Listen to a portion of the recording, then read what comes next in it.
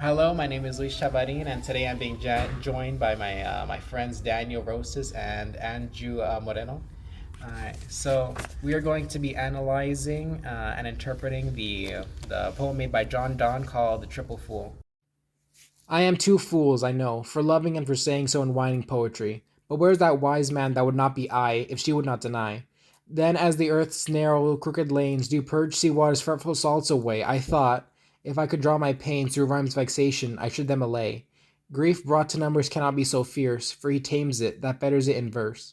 But when I have done so, some man, his ardent voice to show, doth set and sing my pain. And, by delighting many, frees again grief which verse did restrain. To love and grief tribute of verse belongs, but not of such as pleases when 'tis read. Both are increased by such songs.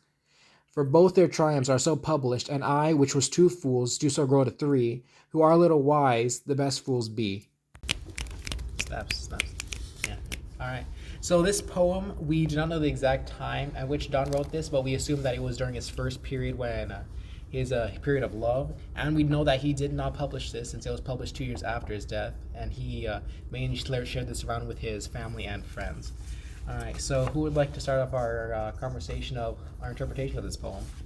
All right, so like the way I see it is just he just wants to get the emotions out of his body. He's just trying to write down the emotions and be done with it. Like he does not want to feel what he's feeling. I'd argue that John Donne wants to feel these things. Obviously, in the first line, like lines 1 through 3, he's obviously complaining. Yes, he thinks he's a fool, right, for loving, and he feels like he's a fool for to saying out loud. But then he wrote this poem, and he's admitting to these mistakes, and he says it plainly in the very first line. I am two fools, I know. It feels almost indignant, like he's trying to say something, right? And and then there's also the matter where like the four lines 4 to 5 follows up lines 1 through 3 right after by saying, "But where's that wise man that would not be I if she would not deny?" So he's saying here that yes, he was a fool for loving, but then if we were to go with this with the idea that he's only saying this to get out of his system, why would he then be trying to like defend himself by saying, still it was a good idea to try? Well, like the way that I saw it was like he was like literally like throughout the first section, he was just doing like nothing but like complaining about his emotions, complaining about his love, calling like his poetry like his whining poetry, saying that he shouldn't be like feeling some of this stuff. So it's kind of like if you read it like literally, this is kind of like him just trying to get away from his emotions. Oh, you're reading it literally. That's that. Like, these lines feed into each other. You can't take one line for as it is. You need to put everything together. Like, if you go after the lines I just said 4 to 5, we go through 6 through 9. Now he's saying here that like he's making the simile, right? He's making the simile of like how him writing this poem is getting rid of his grief in the same way that like salt is being removed from the ocean. It's like saying that it's a natural process, right? It's a natural process of him wanting to get rid of his grief. So we put all this together, right? We have him saying that he's a fool, and then him saying that he may like that it wasn't exactly a bad thing that he tried, and now he's saying that it's natural. All this is trying to say, like that it's natural that he tried out love, and it's natural to be a fool this way. No, I could see that with what Luis is saying because in line 22, where he says, "Who are a little wise, the best fools be." I mean, with this, my interpretation is this seems to flip the idea of foolishness into something admirable, like it takes wisdom to embrace love's madness. But then if we look back at the title and the opening line, the triple fool, I am two fools, I know, for loving and for saying so. He basically doesn't call himself one fool, but three. That piling of foolishness might reflect regret or embarrassment, like he's aware that he's making things worse with each layer. First love, then poetry, then public performance, which ties back to Daniel. So it's like kind of contradicting in a sense. What do you have to say on this then?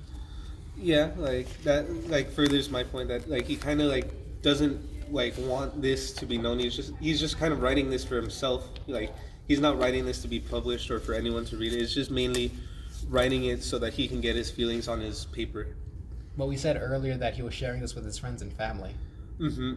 But that could have been like after the fact, like after like the intention of writing the poem could differ from like the like his post writing the poem, like his hindsight in writing the poem, like his opinion on the poem and what he written could have changed.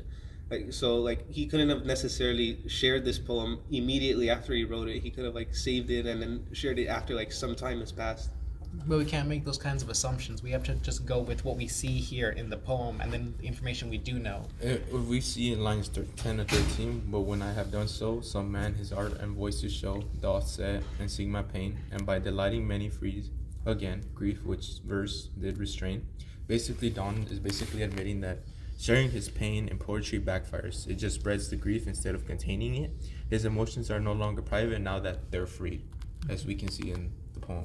Yes, but in those same lines, he also mentions grief and love. Like in the next line, he says, to love and grief tribute verse belongs, but not as such as pleases when 'tis read. Both are increased by such songs. So we've already discussed that John Donne, he wrote this poem, right?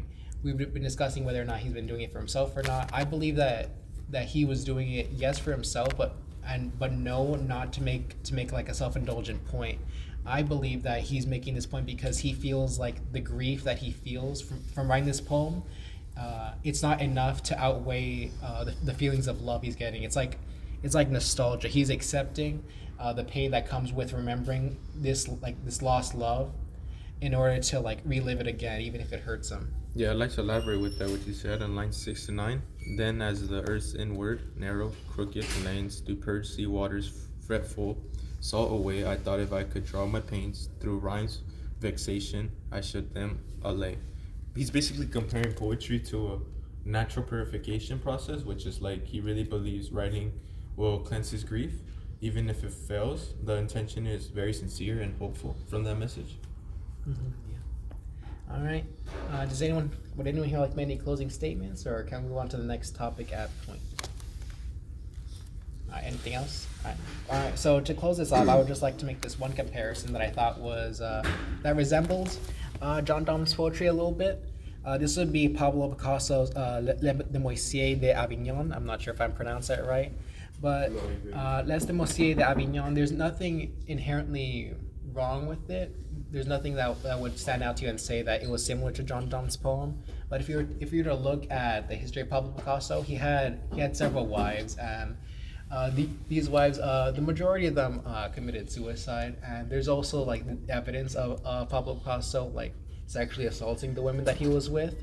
And now you look at Les Demoiselles d'Avignon, where it depicts these women in like these nude positions. It feels very self-indulgent. We were talking earlier about how John Donne's poetry could also be interpreted as self-indulgent. So that's just a connection that I made. All right, would anyone else like to add anything? You know, I'd like to say how this poem is very contradicting, as it has two different sides to it and could be interpreted different ways.